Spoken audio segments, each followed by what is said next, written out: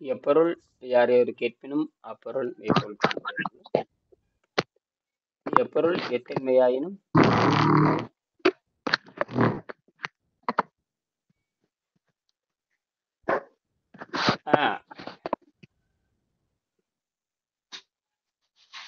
இப்ப காலையில பேசுனது எப்படி காலையில பேசணும். காலையில எப்பொருள் யார் யாரவை கேட்பனும் அப்பொருள் மெய்ப்பொருள் காண்பது. எப்பொருள் எத்தன்மையாயினும் அப்பொருள் மெய்ப்பொருள் காண்பது. இப்போ கூட ஒரு அம்மையார் பேசினாங்க. வள்ளலாருடைய பேசினப்பறம் அவர் ஒரு 15 நிமிஷம் பேசினேன் இப்படி அப்படின்னு புரியுது அப்படின்னாங்க. அப்புறம் புரியுதுன்னா அப்புறம் அவங்களுக்கு சொன்னேன் இதெல்லாம் இப்படி பண்ணுங்க, ஒரு வாரம் ஒரு வேணா உங்களுக்கு பயிற்சி கொடுக்குற வாங்கினேன். அப்புறம் நன்கொடை கட்டிட்டு வாங்கன்னா அவங்களுக்கு சொன்னேன். நன்கொடைய சொன்னது நன்கொடை சொன்னேன். சரி எது சாத்தியமோ அதை கட்டிட்டு வாங்க. இது வந்து ஒரு வருஷமாவது நீங்க செய்யணும், அப்பதான் புரிந்து கொள்ள முடியும், இல்லைன்னா புரிந்து கொள்ள முடியாது அப்படின்னு. ஏன்னா அது வந்து ஏதோ வைத்தியம் மாதிரி நினைச்சுக்காதீங்க, இது வந்து கழுவி எடுக்கிற முறை அப்படின்னு சொன்னேன். பாப்போம் அவர் வந்தாங்கன்னு வரட்டும். மதுரை சேர்ந்தவங்க எல்லாமே பார்த்துக்கிறாங்க, கிட்டத்தட்ட ஒரு வருஷமா கவனிக்கிறாங்க. எல்லாம் பார்த்துட்டு இப்ப கடைசியா நேற்று பேசுறது வரைக்கும், காலையில் பேசுறது வரைக்கும் பார்த்துட்டு இப்போ தெரிவிச்சுட்டு என்னால முடிஞ்சு நன்கொடை தரேன்னாங்க. சரி சரி அப்படின்னு சொல்லியிருக்கேன். என்ன அனுப்பிச்சிருக்கேன், என்ன நன்கொடை கொடுக்கட்டும் பார்ப்போம். அப்புறம் யாரோ ஒருத்தர் பாலாஜின்னு ஒருத்தர் நன்கொடை அப்படி இப்பதான் பார்த்தேன் நான். அவங்க நன்கொடை போட்டிருக்கிறாங்க. அது இப்பதான் நன்றி. இது யார் பாலாஜினே தெரியல. இன்னைக்குதான் அது பார்த்தேன் நான். அப்புறம் பார்த்தேன் உங்கள் காணொலியை நான் பார்த்திருக்கிறேன்னு சொல்லிட்டு அவரு ஏன்னா நன்கொடை கொடுத்திருக்காரு. யாருன்னு எனக்கு தெரியல. யாரோ லண்டன் போய் பொண்ணு படிக்கிறத வரைக்கும் அவங்க கவனிக்கிறாங்க எல்லாருமே. இந்த கலை எங்க எல்லாம் ஏன்னா நம்மதே அதான் யாருக்கோ போய் சேரட்டும்ங்கிறதானே நமக்கு தேவை. நான் என்ன பண்றது வெளிப்படையா இருக்கணும். என்ன பேசுறேன், என்ன வாங்குறேன், என்ன பேசுறேன், தொகை எல்லாமே தெரியும் எல்லாத்துக்கும். வெட்ட வெளிச்சம் இருந்தா தான் சந்தேகம் இல்லாம இருக்கும். இது மறைக்கிறதுக்கு அறிவியல மறைக்கிறதுக்கு ஒண்ணுமே இல்லை. அறிவியல மறைக்கிறதுக்கு வந்தாவா வரட்டு போ, நம்ம அத்துட்டு போயிடறோம்ல, எல்லாத்தையும் போட்டு சாத்திரம் இல்ல. ஏன்னா இது வந்து இது 7ஆம் அறிவு நோக்கி போகின்ற பொழுது நாம வந்து பணத்துக்காக ஓடிட்டு இருக்க முடியாது. ஆனா ஒரு கொள்கையை நிரூபிக்கணும்னா பணம் தேவைப்படுதுங்க. பெரிய வம்பு இது.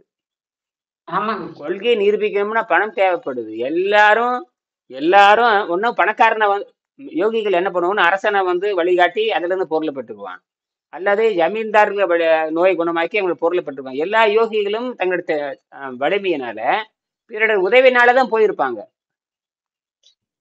பிறர் உதவி இல்லாம நம்ம உலகிட்டே போயிட்டு இருப்பாங்களா? ஒரு இடத்துல நின்று பேசணும்னா அதுக்கு ஒரு உதவி வேணும். ஒரு இடத்துல எல்லாத்துக்கும் பிறருடைய பொருள், அதனாலதான் பொருள் இல்லைன்னா அந்த வெளி கொண்டு வர முடியாது. பொருள் இல்லைன்னா மாசமான எனக்கு 1000 ரூபாய் செலவாக, இது வந்து இந்த கேபிளுக்கு 1000 ரூபாய் செலவாகுதுன்னா அந்த கட்டுறதுக்கு எனக்கு தகுதி இருக்கணும். அறிவைத்தான் கொடுக்க முடியுங்க, கல்வித்தான் கொடுக்க முடியும். பொருள் அதுக்கு தனியா போய் சம்பாரிச்சுட்டு இருந்தா இதை பண்ண முடியாது. அதனால சரி இருக்கட்டும், பார்க்கலாம், வரும்பொழுது பார்ப்போம், நம்ம பேசுவோம். கவனிக்கிறாங்க அதெல்லாம். அவங்க நல்லா போச்சுன்னா நல்லாயிட்டு இருக்குது. நான் சொன்னேன் எல்லாத்துக்கும் நல்லாமே. நோய்ங்கிறது ஒண்ணும் இல்லை. சதை நோய் அது யாரு, சதை ஏன் அழுகுது, அப்புறம் நரம்பு அழுகுது, எல்லாம் அந்த உணவு பழக்கத்துல இருக்கிறதுனாலதான். அதுக்குன்னு தனியா போய் நம்ம ஒரு உணவு சாப்பிட்டோம்னா அதை மட்டுமே பாதிக்குதுன்னு சொல்றது தப்பு. அது போய் எல்லா இடத்துலயும் படிஞ்சுட்டு எல்லா உறுப்பு என்னுடைய செயல்பாட்டை தடை செய்கிறது. அது என்ன செய்யணும் செய்யாம விட்டுருது. என்ன செய்யணும்?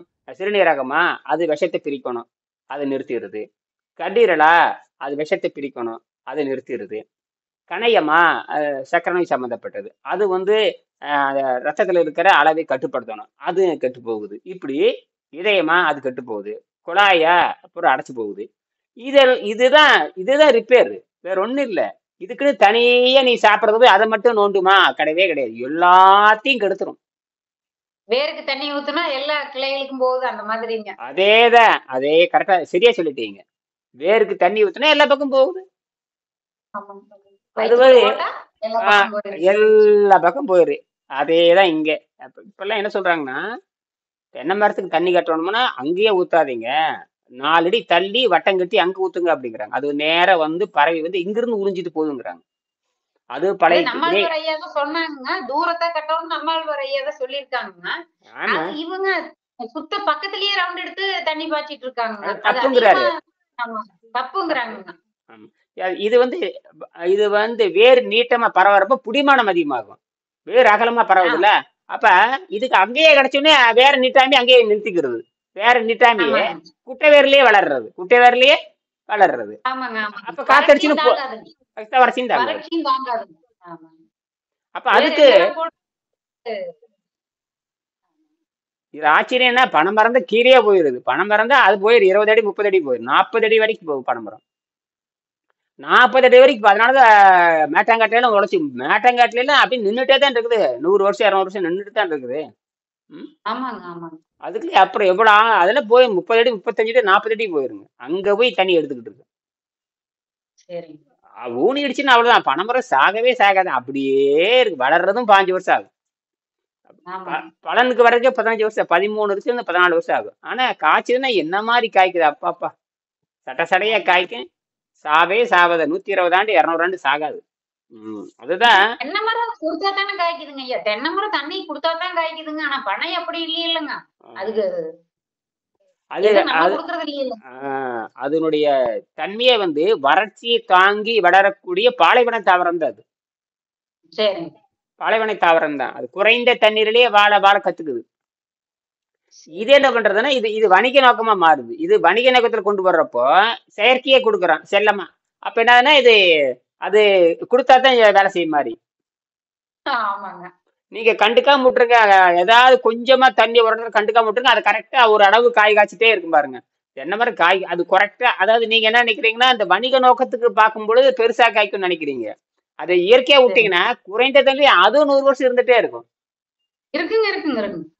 அதே அளவா காய்ச்சிட்டு அப்படியே அந்த மழை வந்தா மட்டும் எடுத்துக்கிட்டு அப்படியே உயர வச்சுக்கிட்டு தக்க வச்சுக்கிட்டு கொஞ்சமா எடுத்துக்கிட்டு அப்படி அதுவும் தான் இருக்குது.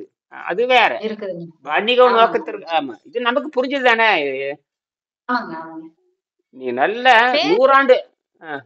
பேரீச்சையும் அப்படிதானுங்களா? அந்த ஆ, பாலைவனத்துல குறைவான தண்ணி இருங்க. எல்லாமே எல்லாமே அந்த இதுக்கு பேர் என்ன தெரியுமா? பாலைவன தாவரம்னு பேரு. பாலைவன தாவரம்னு பேரு. அதனுடைய கிளை பிறப்புதான் தென்னை மரம், தென்னை மரம், பனை மரம், பேரிச்சை மரம், சிற்றீச்சை மரம், பாமாயில் சொல்றோம்ல, பாமாயில் எல்லாமே அந்த வகைதான். இதுல மட்டும் 100 கணக்குல இருக்கு, 100 கணக்குல இருக்கு. அதான். அப்ப அதுல இருந்து வர்றதுதான் எல்லாமே. அதுல இருந்து வர்றதுதான். இதுல நீங்க எல்லா ஈச்சை மரத்தை பார்த்தாலும் பேரிச்சை மரமா இருக்கும். எல்லாம் பனை மரம் மாதிரி தான் இருக்கு. ஆனா கொஞ்சம் கிளைகள் வெவ்வேறு மாதிரி இருக்கும். எல்லாமே இந்த வகையை சேர்ந்ததுதான்.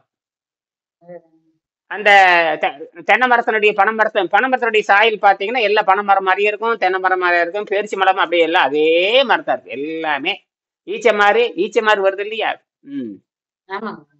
வீடு கொட்டுற ஈச்சை மாதிரி எங்க இருந்து வருதுங்க? இங்க மேலதான் இருக்கு. கடம்பூர் மலையில தான் ஈச்சை மாதிரி இருக்குது. சரி. கொட்டை தச்சோட தான் இருக்கு. அதுவும் பேரிச்சம்பழம் தான். அது பேரீச்சி. அதனாலதானே ஈச்சம்பழம் பேரீச்சம்பழம் பேர் வச்சான். பேரீச்சம்னா பெருசா இருக்கிறதுன்னு அர்த்தம். நான் போய் பொறிச்சு சாப்பிட்டுருக்கேன். நீங்க நல்லா இருக்கு கடம்பூர்ல மலை மேல சோடு காய்க்கு பூரா கொட்டதான் இருக்கேன். லேச மேல இனிப்பு. அதுவும் பேரிச்சம்பழம்னா அது அந்த அப்படி இருக்குது. இப்ப அதுதான் இருக்கு. சரி. ஆக நம்ம என்ன பண்றோம்னா இதெல்லாம் வந்து நமக்கு தேவையான சக்தியை வந்து இந்த உடம்பை நடுநிலைப்படுத்துகின்ற பொழுது, அந்த உடம்பை சுத்தப்படுத்தி நடுநிலைப்படுத்துகின்ற பொழுது இந்த உடம்பு தனக்கான சக்தியை வந்து வெளியே இருந்து உறிஞ்சி கொள்றதும் உள்ளிருந்து வெளியே அனுப்புறது ரெண்டுமே நடக்குது. வெளியே இருந்து உறிஞ்சிக்கும் செய்யுது, உள்ளிருந்து வெளியும் அனுப்புது. இதெல்லாம் வந்து நட்சத்திரம் பண்ற வேலை தான். இதெல்லாம் நட்சத்திரம்ங்கிறது விண்வெளி தான். அந்த எல்லாம் நட்சத்திரம் தான் நமக்கு தேவையான சக்தியை கொடுத்துக்கிட்டே இருக்கு. அது சூரியனும் நட்சத்திரங்கிறான். வெப்பம்ங்கிற எல்லாமே அப்படிதான். வெப்பம்னு வந்துட்டாவே வெப்பம் அப்படின்னு இந்த கடுமையான பூமிக்கு அடியில வெப்பம் இருக்குது. பூமிக்கு அடியில எரிபலிக்கிற வெப்பம் இருக்குது. அந்த வெப்பம் தோன்றி 400 கோடி ஆண்டாச்சு. அந்த வெப்பம் அணையாது. அது மூடப்பா. அது ஏன் அணைய மாட்டேன்னு காரணமே சொல்ல முடியாது யாருனாலையும். ஒரு விளக்கு பத்த வச்சு மூடினே அணைஞ்சு போயிரும் இல்லையா? ஏன் அது மட்டும் அணைகிற காரணமே தெரியாது. அது அணைஞ்சு போயிருக்கணும் இல்லையா? அது மூடித்தானே இருக்குது. நம்ம கண்ணுக்கு தெரியுதா? இல்லையே. கொஞ்சோண்டு காத்து போனா கூட மெழுகுவர்த்தி அணைஞ்சு போகுது, தீ அணைஞ்சு போகுது. ஆனா உள்ள இருக்கிறது பாருங்க, அணு மாதிரி அது என்னன்னே யாருனாலையும் சொல்ல முடியாத அளவுக்கு இதுதான் வந்து புரிந்து கொள்ள முடியாத மர்மம் சொல்றது. சரி. புரிந்து கொள்ள முடியாத மர்மம். மர்மம் தான். ஆமா, எரிமலைக்கு விளக்கமே சொல்ல முடியாது. அது ஏன் அணையாம இருக்குது? பூமிக்குள்ளதான் இருக்குது. அத்தனை எரிமலை குழம்பா தான் இருக்குது. மூடப்பட்டு தான் இருக்குது. காத்து போகுதா? அப்ப அணு மாதிரி குறைச்சிக்க. அப்ப சூரியனுக்கு எப்படி அணு தேவை? சூரியன் இருக்கு இல்லையா, சூரியனுக்கு வந்து காற்றே தேவையில்லை. விண்வெளியில காற்றே கிடையாது. ஆனா அது காற்றே இல்லாம அது அணு உள்ள இழுத்து தனக்குத்தானே இழுத்து ஒட்ட வைக்கும். இழுக்கிறப்ப ஒட்ட வைக்கும், விரியும். இழுத்து ஒட்ட காந்த மாதிரி ஒட்டச்சிக்கும். அந்த மாதிரி அணுக்கள் இழுத்து இழுக்கிறப்ப சூடுன்றாகும், விரியறப்ப வெளிச்சம் வெளியுண்டாகும். இப்படித்தான். அப்ப காற்றினுடைய துணை இல்லாமல் காற்றுங்கிறது இயற்கை உண்டாச்சு. இந்த பூமியில நமக்கு காற்றுங்கிற மாதிரி வந்துருச்சு. விண்வெளியில கணத்தே கிடையாது. 4 வகையான 5 தன்மையா 4 தன்மை கிடையாது. அப்ப அது இல்லாம இயங்குதுன்னா என்ன அர்த்தம் கேட்டீங்கன்னா, அதுதான் அதனுடைய இயற்கை. அதுல இருந்துதான் எல்லாமே பிறந்து வரும். அப்ப பூச்சியத்துல இருந்து வெற்றிடத்துல இருந்து அனைத்தும் உற்பத்தி ஆகியிருக்கிறது. அதுதான் ஒற்றை புள்ளின்னு சொல்லுவாங்க. ஒரு புள்ளி, ஒரு ஒற்றை மூலம். எல்லாரும் மூலம் மூலம் சொல்றாங்களே, மூலத்தை பாருன்னா அது வேணும். அந்த ஒற்றை புள்ளி தான், அந்த ஒற்றை புள்ளி தான். அதுக்கு எந்த டைமென்ஷன் கிடையாது, எதுவுமே கிடையாது. அந்த ஒற்றை புள்ளி தான் விரிந்து எல்லா பொருளுமே மாறி இருக்கிறது. அது எப்ப மாறிச்சு, என்ன ஆச்சுன்னு ஒன்னும் தெரியாது. வள்ளுவர் கூட ஆதி பகவன்னு சொல்லுவார். ஆதி நீங்க நினைப்பீங்க அது கடவுள் வாழ்த்து, கடவுளை சொல்றாருன்னு நினைப்பீங்க. அப்படியே வச்சுட்டாலும் கூட அவர் இயற்கையான முதல்ல சொல்றாரு. இயற்கையான முதல், அதுக்கு பேரு ஒற்றை புள்ளி, சிங்குலராட்டின்னு சொல்லுவாங்க.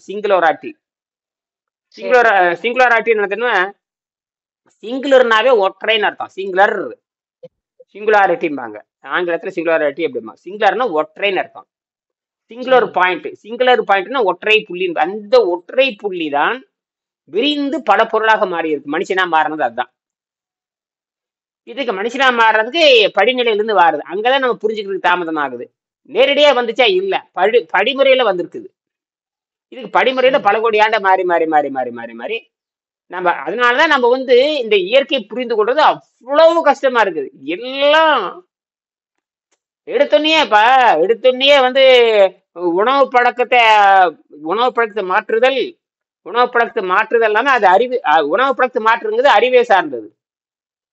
உணவு பழக்கத்தை மாற்றாம இருக்கிறது மனதை சார்ந்தது. மனதை சார்ந்துதான் நம்ம உணவை சாப்பிடுகிறோம். உடலை சார்ந்த உணவு சாப்பிடுவது கிடையாது. உடல் ஒரு நாளும் கேட்பதும் இல்லை. ஆமா, அப்படியே ஏதாவது ஒரு பசி மாதிரி உணர்வு வந்துச்சுன்னா விருப்பப்பட்ட உணவு தான் சாப்பிடுறீங்க.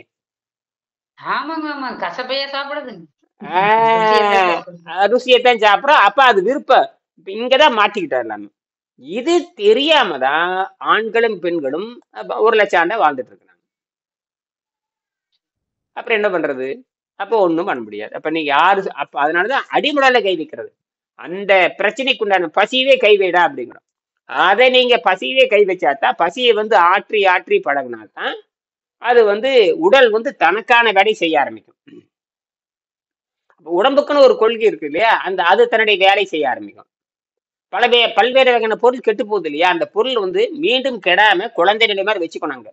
அது பயன்படுத்துறது அல்ல, என்னைக்காவது பயன்படுத்தி பார்ப்பதற்கு. பயன்படுத்திட்டே இருந்தோம்னா போச்சு. பயன்படுத்தி பார்ப்பதற்கு தான் அதெல்லாமே. பார்ப்பது உண்மை கண்டுபிடிக்கிறதுக்கு. எதுக்கு? உண்மையை கண்டுபிடிக்கிறதுக்கு. அதுதான் இந்த உண்மையை கண்டுபிடிக்கிறதுக்கு தான் புலன்களை தவிர வேற ஒன்றுக்கும் இல்லை. கண்டுபிடிச்சு அதை அப்படியே வச்சுக்கணும், ஆய்வாக மாதிரி வச்சுக்கணும். அதுல போட்டு நோண்டக்கூடாது. இவங்க என்ன பண்றாங்கன்னா, அது அங்க தப்பு நடந்து போச்சு. அந்த தப்பு அதுல போய் மாட்டிக்கிறது. கண்ணு நல்லா பெருசு பெருசா தெரியுதா, பாருன்னு எதுவா பாக்குறது. அப்படித்தான் இப்போ கண்ணுல அது கண்டதே காட்சி கொண்டதே கோலம். அதெல்லாம் அப்படித்தான் சொல்றது. கண்டதே காட்சி, ஆஹா மின்னுவதெல்லாம் பொண்ணல்ல. அது பளபளன்னு இருக்கும். அது ஏமாத்திருக்குன்னே எல்லாம் பளபளன்னு இருக்கும். வேஷம் போடுறதுதான். கடைசியில் அது வேஷம்னு சொல்லுவாங்க, பொம்மைன்னு சொல்லுவாங்க. பொம்மையை பார்த்து ஏமாறுறதுதான். ஜவுளி கடை பொம்மையை பார்த்து பளபளன்னு இருக்குது. ஆமா, ஜவுளி கடை பொம்மை பளபளன்னு தான் இருக்கு. அது எப்போ வயசாக நின்றுட்டே இருக்கு. அதை பார்த்து ஏமாந்துடுறதா 99 ஜவுளி கடை பொம்மையை பார்த்து ஏமாறுறவங்க தான் நிறைய பேர். இது வந்து எல்லாத்துக்குமே பொருந்தும். அந்த பொம்மைன்னா எல்லாத்தையும், பொம்மை எப்ப கவர்ச்சியாத்தான் இருக்கும். அது அப்படித்தான் பண்ணுவாங்க, அது அப்படித்தான் இருக்கும். அதுதான் அது மாயை. சரி, மாயை. அதை வச்சு நம்மளை போட்டு தள்ளிடும். அது சரிங்க. அதுக்கு சிக்கவே ஆம்பளைக்கு இருக்காது. ஆமா அது எப்படி வேணாலும் ஆம்பளைக்கு பொம்பளை பொம்பளைக்கு ஆம்பளை ஆம்பளை ஆம்பளை ஆம்பளைக்கு பொம்பளை பொம்மைகள் பொம்பளைக்கு ஆம்பளை பொம்மைகள் அதாவது அது பார்த்து மோகிக்க வேண்டியது இது வந்து இப்படித்தான் அந்த தீய சக்தி நம்மளை பண்ணும். சரிங்க. இதெல்லாம் தீய மனதனுடைய வேலைகள் தான். வியாபாரமே வணிக நோக்கமே தீய சக்தியினுடைய தீய சக்தியினுடைய வேலைதான். மனித நோக்கமே இந்த வணிக நோக்கமே தீய சக்தியினுடைய செயல்பாடு. வேலைக்கு போறது சம்பாதிக்கிறது அடிமையா இருக்கிறது எல்லாமே தீய சக்தியினுடைய இன்னொரு வெளிப்பாடு தான். அது படுத்துற பாடுங்க. ஆமா ஆமா ஆமா நீங்க வேலைக்கு போய் அடிமையா இருந்தனால அது தீய சக்தியினுடைய வெளி எதுக்காக வேலைக்கு போய் என்ன பண்ண போற? அது ஏதோ ஒரு பணம் தேவை அதுக்கு நீ சொந்தமா ஒரு தொழில் பண்ணிட்டு போலாமே. போட்டி இல்லாத தொழில் கத்துக்கு இது வந்து போட்டி இல்லாத நான் தான் சொல்றேன் இது போட்டி இல்லாத தொழில் அப்படிங்கிறேன். இதுக்கு போட்டி இல்லாத வரமாட்டாங்க இல்லைங்க ஐயா. அதுக்கு என்ன பண்றது? சிலர் தானுங்க. ஆனா வளர மாட்டாங்க இல்லைங்க.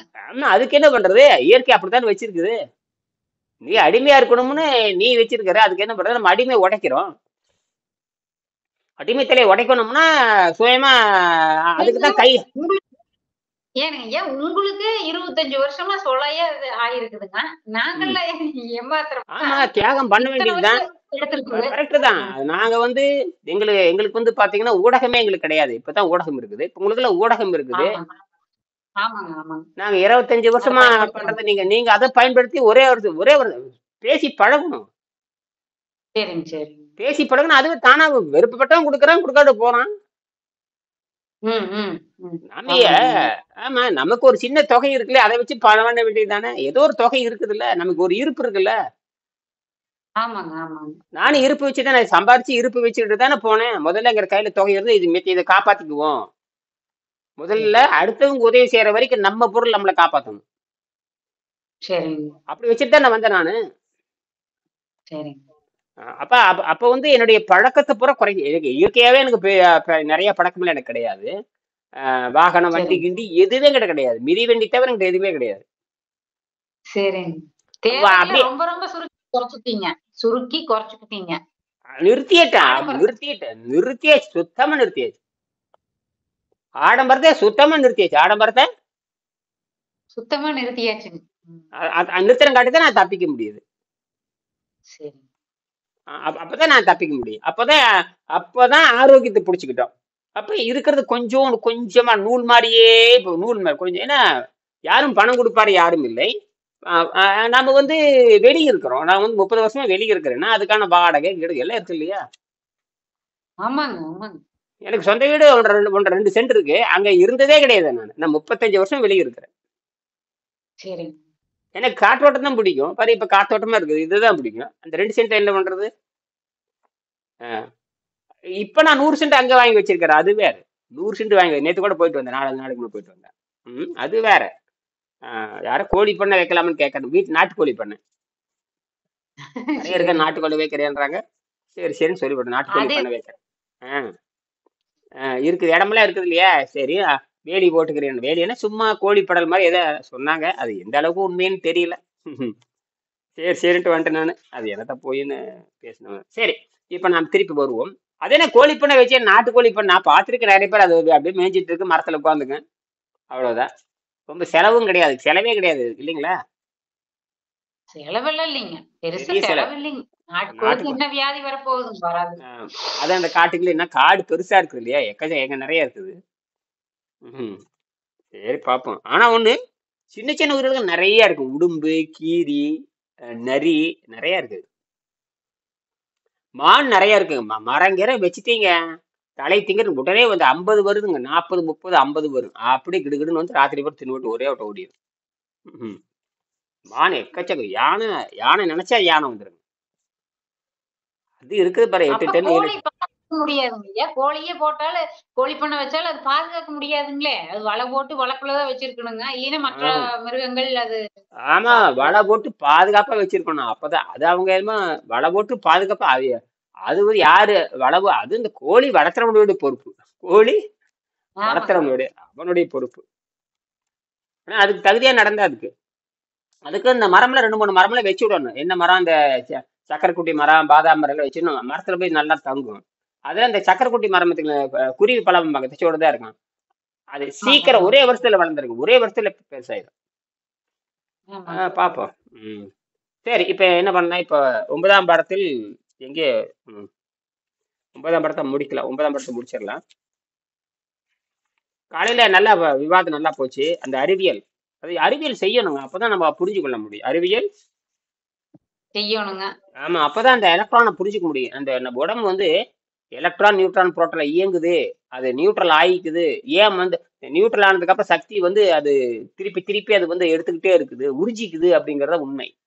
உறிஞ்சி சாகாம வச்சுக்குது. சாகாம வச்சுக்குது. தீராம வச்சுக்குது. வச்சுக்குது. பேட்டரி தீரவே இருந்தல்ல.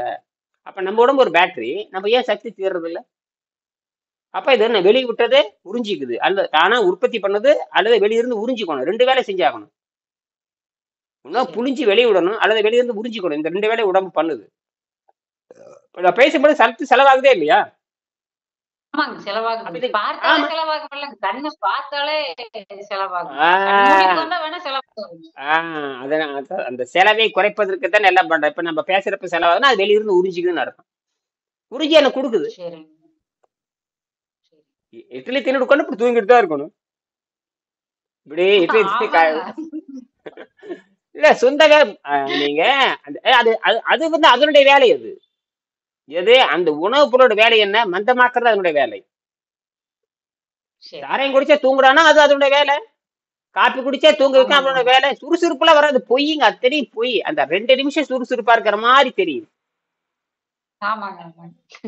அதுக்கப்புறம் அது சாராயமா மாறிடுங்க. அதுக்கப்புறம் அது மாறிருங்க, மாறிருங்க. அது பேரு கார்பன் டை ஆக்சைடுன்னு பேருங்க. Carbon dioxide. கார்பன் டை ஆக்சைடுனா மந்தம்னு பேரு. சரிங்க. கார்பன் டை ஆக்சைடு தான் நம்ம உடம்ப ஆக்சைடு பண்ணுதுங்க. நம்ம சாப்பிடுற உணவே கடைசியில கார்பன் டை ஆக்சைடு மாறி கழிவா மாறி காற்றா பிரியும். கீழே பிரியுது எல்லாம் மூக்குல எல்லாம் கார்பன் டை ஆக்சைடு பிரிஞ்சு பிரிஞ்சு வெளியே போறப்ப கடைசியில அப்படிதான் மாறும். அப்ப நம்ம சரிங்க. சாப்பிடுறதே கார்பன் டை ஆக்சைடு அப்படிங்கறது அர்த்தம். ஆனா நாம இப்ப என்ன பண்றோம்? நைட்ரிக் ஆக்சைடுங்கிற நாம. சரிங்க. நைட்ரிக் ஆக்சைடு உடம்புல நிறைய இருக்கணும். அப்ப இந்த மாதிரி பயிற்சி செய்யறப்ப நைட்ரிக் ஆக்சைடு அதிகமாச்சுன்னா நோயெல்லாம் நீங்கிரும். சரி. நைட்ரிக் ஆக்சைடு இருக்கணும்னா ஆசிரியர் பின்னாடி சொல்றது கேட்கணும். நீ வீட்டுல இருந்து பண்ண முடியாது. ஆசிரியர் சொல்றதை கேட்கணும். அப்பதான் ரத்த சுத்தமாகும். ரத்த சுத்தமாயிட்டுனா அது ரத்த சுத்தமாயிட்டா எல்லா நன்மைகளும் கிடைக்கும். அப்ப சரிங்க. உடம்பு வலுவா நிக்கணும். ஆரோக்கியத்தையும் உணரணும். கெட்டித்தன்மை இருக்கணும். உறுதித்தன்மை இருக்கணும். சராசரி வேலையில் செய்வதற்கான ஆளுமையும் இருக்கணும். எல்லாம் இருக்கணும். எல்லாம் வருது. வந்தாதான் சரிங்க. இந்த உடம்பை நகர்த்துவதற்கான இயற்கையான சக்தி இதுக்கு இருக்குது. ஒரு வண்டி நகரணும்னா அது இயற்கையான சக்தி அது இருக்கணும். அப்ப அது இயற்கையான சக்தியை வெளியிருந்து எடுத்துக்குது. இது இது இது சரி. வந்து பல கோடி ஆண்டாக நடந்து வருகின்ற மாறாத உண்மை. இப்ப நமக்கு அது தெரியுது. இதுதான் நாம இந்த மக்களுக்கு சொல்ல வேண்டிய கடமை. அதனால வந்து பயப்படுறதுக்கு ஒண்ணுமே இல்ல. அந்த கதை சரிங்க. அந்த அம்மையார் பேசும்பொழுது எல்லாமே பார்த்துட்டேங்க. நான் வந்து எவ்வளவு சொல்றீங்க அப்படின்னாங்க. அவங்க சொன்னாங்க. அத பதிவு பண்ணல. சும்மா வாயில இதுல ஃபோன்ல பேசுனது. பதிவு சரிங்க. பண்ணல. ஆ புரிஞ்சுக்கிட்டேன். நான் 1 வருஷமா பார்க்குறேன். 1 1/2 வருஷமா பார்க்குறேன். புரிஞ்சுக்கிட்டேன். எல்லாமே வெளிப்படையா பேசுறீங்க. நான் அம்மா அப்படிதாம்மா வெளிப்படையா பேசாகணும். இது மறைக்கிறதுக்கு ஒண்ணுமே இல்ல. இது இயற்கை. இது கடவுள் துணையே கிடையாது. சரி. இது இயற்கை. கடவுள் சிறப்பு அப்படிதான் கிடையாது. அப்படி பார்த்தா நான் கடவுள் சிறப்பானவனா? கண்டபடி பேசுறேன். எனக்கு கடவுள் சிறப்பே கிடையாது என்ன. இது இயற்கையில வந்து இப்படி புரிஞ்சுக்கிட்டா இயற்கை எனக்கு ஆரோக்கியத்தை தரும். எனக்கு தேவை ஆரோக்கியம் தான் தேவை. எனக்கு நோய் வாய்ப்படக்கூடாது. தொண்டையில கபம் இருக்கக்கூடாது. நான் இருக்கிற வரைக்கும் வாழணும். இல்லையா? சுவாசம் நல்லா இருக்கணும். சிந்தனை நல்லா இருக்கணும். ஒழுங்கா தூக்கம் வரணும். ஒழுங்கா எந்திரிக்கணும். ஒழுங்கா ஒண்ணுக்கு போகணும். எல்லாமே ஒழுங்கா நடக்கணும். ஏதாவது சாப்பிட்டோம்னா சீரணம் ஆகணும். எல்லாமே நடக்கணும். எப்ப பார்த்தாலும் சுத்தமா இருக்கணும். நாக்குல வந்து நாற்றம் வரக்கூடாது. மூக்குல கெட்ட வாடை இதெல்லாம் இருக்கு. இதெல்லாம் எனக்கு வந்து குறைஞ்சபட்ச தேவை. இது வந்து எனக்கு போதுமானது. இது வந்தா போதுங்க. இதுக்கு என்ன சிறப்பு இதுக்கு என்ன தெய்வத்தன்மை? இது நீங்க தெய்வம் நீங்க சொல்லிக்கலாம். அப்படி நிறைய பேர் ஏமாத்திக்கிறாங்க. இப்படி இந்த உடம்ப தூய்மை செய்யறத தெய்வம் நம்பிக்கிறாங்க. நாம என்ன பண்ண முடியாதுய்யா. ஏன்னா தெய்வத்தோட இணைக்கிறது என்பது வேற, தெய்வம் நினைக்கிறது என்பது வேற. இவங்க என்ன பண்ணிட்டாங்கன்னா, அப்படி இணைச்சு இணைச்சு பேசி இந்த தூய்மை வாழ்க்கைய மறைச்சிட்டானுங்க. ஆமாங்க, ஆமாங்க. அது என்னது? வைத்தியம் அதனாலதான் புடுங்குறாங்க. நம்ம அங்கிருந்து புடுங்கிட்டோம். வைத்தியம் என்பது மனிதனோடு சேர்ந்தது. அங்கிருந்து புடுங்கியாச்சு. இங்க தெய்வங்கிறத வந்து புடுங்கி கையில குடுத்தாச்சு. இப்ப நம்ம அதை நோக்கி போறோம். சரியா? சரி. ம். சரிங்க. முடிச்சுக்கலாம். ரொம்ப நேரம் ஆயிப்போச்சு. இதுக்கே விளக்கம் ஆயிப்போச்சு. எங்க எத்தனை பக்கம்? 90.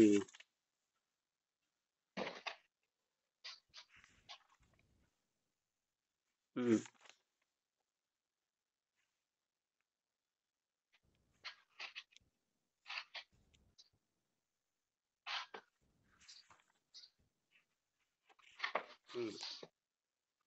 இதைத்தான் பேசியிருக்கோம். அஹ் இந்த சோதிட சாஸ்திரம் இதெல்லாம் பேசியிருக்கோம். 108 102 மேல. சரி, கீழே பார்த்தீங்கன்னா மந்திர சாஸ்திரத்தினால் மட்டுமே முடியும். திருமுக கிருபானந்த வாரியார் அவருடைய வாரியார் வரலாறு என்ற சுயசரித்தில் கீழ்கண்டவர் தெரிவிக்கிறார்.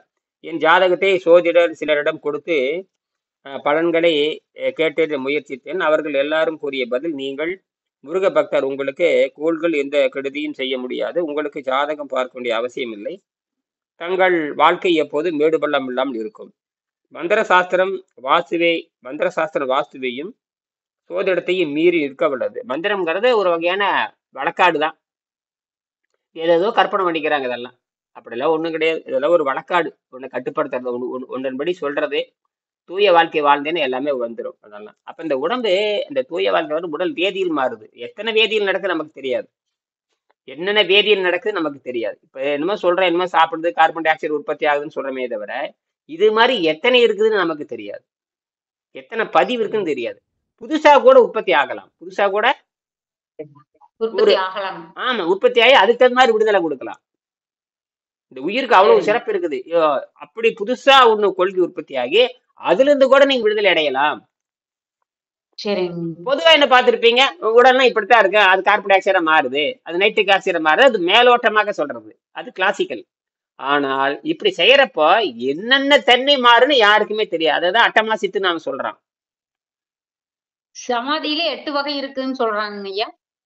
அது சமாதிங்கிறது ஒண்ணு இருக்குதே தவிர 8 வகைங்கிறது பத்தி எனக்கு ஆதாரம் இல்லை. அதை பத்தி எனக்கு ஒண்ணும் தெரியாது. அதுக்கு ஆதாரம் வேணும், ப்ரூஃப் வேணும். அதான் அட்டாங்க யோகம் தான் 8 இருக்கு தவிர 8 வகை சமாதி இருக்கிறது எனக்கு தெரியல. அப்படி சமாதி ஒண்ணுதான். 8 வகை சமாதிங்கிறது பொய். அப்ப திருமந்திரத்தையே இப்ப ஏமாத்துறதாக அர்த்தம். அட்டாங்க யோகம் 8, அட்டமாசித்தி 8. அட்டாங்க யோகம் 8, அட்டமாசித்தி 8. அட்டாங்க யோகத்துல கடைசியில 8 சமாதி. இயமம், நியமம், ஆதனம், பிரணயமம், பிரத்யேகரம், தாரன், தியானம், சமாதி. அவ்வளவுதானே தவிர இது சமாதி 8 கிடையாது. 8வது நிலை தான் சமாதி. சமாதி 8 கிடையாது. 8வது நிலை சமாதி. 8வது படி என்னது? 8வது படி நிலைங்க. அதுதான் சமாதி. மற்றபடி அதுல 8 வகையெல்லாம் கிடையாது. அப்படி பார்த்தா திருமணத்துக்கு தெரியாத விஷயமான்னு கேக்குறேன். அல்ல, நீ யாராவது கண்டுபிடிச்சிருக்கிறீங்களா? ஆனா ஒண்ணு, அனுபவங்கள் வியாபாரம் மாதிரி இருக்கலாம். அதுதான் அதுல நம்ம புரிந்து கொள்ளவே முடியாது. வள்ளலார் எப்படி போனாருன்னு நமக்கு ஒண்ணும் தெரியல. பட்டினத்தார் எப்படி போனாருன்னு தெரியல. ஆனா யோகிகள் வந்து தியானம் பண்ணி உயிரை பிரிச்சுட்டு போனது கண் முன்னாட பரமஹம்ச யோகானந்த உயிரை பிரிச்சுட்டு போயிருக்காரு. இது ஒரு நம்ம கண் முன்னாடி பார்த்திருக்கோம். இது அறிவியல். இது பார்த்திருக்குமே. கண் முன்னாடி சிரிச்சுக்கிட்டே போயிருக்காரு. 52 53 வயசு 54. வள்ளலார் மாதிரி தான் இவரு. வள்ளலார் வயசு கூட இல்ல. வள்ளலார் வயசு கரெக்டா 53 54 தான். அப்புறம் எதுக்குங்க இத்தனை அங்கலா புடிச்சு கிடக்குறாங்க? உயிரை விடுறதுன்னா உசிரே போகுது. அங்கலாப்பு தானே. அது சிம்பிளா பண்ணிட்டாரு. ஆமா, இவரு பெரிய அமெரிக்கால உட்கார்ந்துட்டு இருக்கிற ஒரு பெரிய அமைப்பு. பெரிய யார வேணாலும் சந்திக்கிற அளவுக்கு சக்தி இருக்கு அவருக்கு. யார வேணாலும் சந்திக்கிற அளவுக்கு பெரிய பெரிய அதிகாரிகள் எல்லாத்தையுமே சந்திச்சு பேசியிருக்காரு அவரு. இவருக்கு மட்டும் அப்படி சக்தி எங்க இருந்து வந்துச்சு? இப்ப நானும் தான் நல்லா மகான்கள் விடுதலையா நினைக்கிறாங்க. இங்க அனுபவிக்க முடியாம போகுதுன்னு விட்டுட்டு போறவன் அங்கலாப்பா நினைச்சிட்டு சாகிறது இல்லீங்களா? சாவு. ஆமா, அது என்னால காப்பாத்து. அதாவது எப்படின்னா, அது எப்படின்னு கேட்டீங்கன்னா, நாய் பற்ற தங்க பழம் மாதிரி. அது எதற்குமே பயன்படாது. நீ எதையும் எடுத்துட்டு போக முடியாதுங்கிற ஆழமா இருக்கணும். எதையும் நீ எடுத்துட்டு போ, அனுபவிக்கிறது கூட அவ்வளவுதான். அனுபவிக்கிறது கூட அது ஒண்ணுமே இல்லை. அது எந்த பிரயோஜனம். அனுபவித்தலால் என்ன நன்மையும் இல்லை. அனுபவிக்கிறதுல எந்த நன்மையும் கிடையாது. அனுபவிக்கிறது அந்த தற்கால ஒரு வினாடி தான். அதுக்கப்புறம் ஒண்ணுமே இல்லையா. அதுக்கப்புறம் ஆமா, சாப்பிட வரைக்கும் தான் எனக்கு சாப்பிட்டானா துன்பமா மாறுதுங்க இந்த ருசி. அவ்வளவுதான். இது எல்லாத்துக்குமே போறோம் அந்த பழி. அப்ப இப்படியே சிக்கிட்டே இருக்க வேண்டியது. அது என்ன சொல்லுவாங்கன்னா, பன்னிக்குட்டி வாழ்க்கை, சேற்று வாழ்க்கை, தகுதி வாழ்க்கை, சிக்கி சுழண்டுட்டே இருக்க வேண்டியது. அப்படியே இருந்து அப்படியே சேர்த்து அப்படியே கிடக்க வேண்டியது. அந்த இடத்துலயே மீண்டும் மீண்டும் சுழற்சி தான். அதுல எழுதுறாரு, இந்த மாதிரி அந்த மாதிரி துன்பத்துல இருந்து உழந்தவன் அங்கேயே பிறந்து அங்கேயே வளருவான். அப்படி மீண்டும் மீண்டும் அந்த அசுசத்திலேயே இருப்பான். அதனாலதான் பண்புடையாரை சார்ந்து வாழ்தல்னு பேரு. பண்புடையாரை சார்ந்தது சரி தனி உலகம் இல்லை. இப்ப நீங்க உங்களை தனியா பிரிக்கிறோம் இல்லையா? உங்களை சரி எல்லாத்துலயும் சரி வெட்டு விட்டு தனியா நீங்க தனித்தையுங்கிற ஆளு. நீங்க யாரையும் நம்ப வேண்டாம்னு சொல்றமே இல்லையா? ஆமாங்க ஆமாங்க அந்த நோக்கத்துக்கு நீங்க வரணும். சரியா? மீண்டும் சந்திப்போம். நன்றி.